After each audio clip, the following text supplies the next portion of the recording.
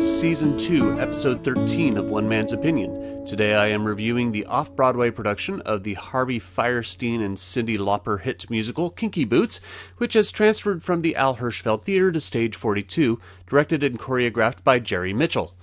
Kinky Boots follows Charlie Price, played by Christian Douglas, the heir to a failing shoe manufacturer who finds inspiration to save the business through Lola, played by Callum Francis, a drag queen who has a knack for designing vibrant thigh-high boots. Charlie knows how to manufacture the boots that Lola envisions in a way that can support the weight of people with a masculine build. This idea doesn't initially go over well with some of the employees at the plant, and Lola has to face the prejudice that comes from some of the more troglodytic staff. Meanwhile, Charlie has to address his relationship issues with his would-be fiancée, Nicola, played by Brianna Stout, who disapproves of Charlie's decision to forego moving to London with her to save his father's shoe business, while Lauren, played by a delightfully charming Danielle Hope, pines for Charlie to be with her instead. The cast is overall excellent, though it takes a couple scenes for the show to coalesce. It isn't until Lola shows up that the musical really gets its legs, no pun intended. It's a testament to both the writing of the character by Fierstein and Lauper and the performance of Francis. Francis electrifies the stage, giving Lola a Diana Ross flair to her, especially in the 11 o'clock number, Hold Me in Your Heart. He and the performers who play Lola's angels command the stage every time they're on. I know there are going to be comments saying, yeah, but he's not Billy Porter. I know that. No one is Billy Porter. But isn't that the message of the show? Callum Francis is being Callum Francis's vision of Simon/Lola, and it is great.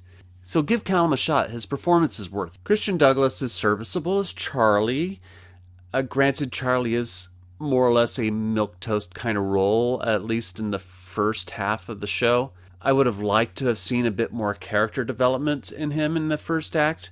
That hints at his turn in the second act, where his own prejudices towards the trans community appear. It doesn't feel earned. Yes, there are some lines that indicate there may be something hidden underneath, but it reads more like a stereotypical Brit suppressing his feelings, suddenly exploding when the stressors hit a high point. And it misses a little bit of subtext that should be coming through earlier. Aside from that detail, though, Kinky Boots is a fantastic show about the affirmation of life and who we are as individuals and accepting each other for who we are. The score is vintage Cyndi Lauper. I love it. Fans of hers who love her classic 80s, 90s sound will instantly recognize her musical voice here.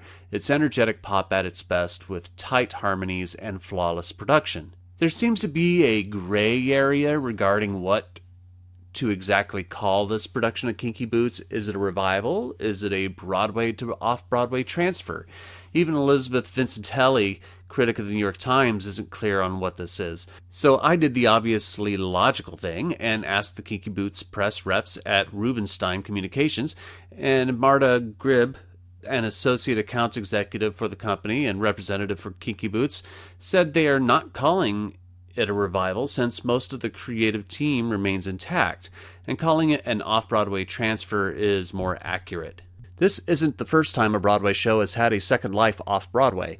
Rock of Ages, Jersey Boys, and A Play That Goes Wrong have all had post-Broadway runs off-Broadway, and I think it's a great idea that if the show is popular enough that it'll still sell out a small house, that then it should transfer off-Broadway, assuming the show can maintain its integrity on a smaller stage. The great thing about Stage 42 is that it has a large enough theater space that a show like Kinky Boots can make a transfer with minimal adjustment. David Rockwell's scenic design, Gregg Barnes's costume design, and Kenneth Posner's lighting design still hits all the marks throughout. And I'm so glad Kinky Boots has returned. It's an uplifting, spirited show. It's fun, it's entertaining, and it's got a good heart, and with an emboldening message of acceptance. So if you missed it on Broadway, strap on your thigh highs and don't miss your second chance to see one of the most delightful comedy musicals of the 21st century. But I am only one man's opinion, so be sure to leave yours in the comments below, like, share, and subscribe to support my channel. Hit the notification bell to be alerted to future reviews. My next review will be Westport Country Playhouse's production of 4,000 Miles. Thank you for watching, and I will see you at the theater.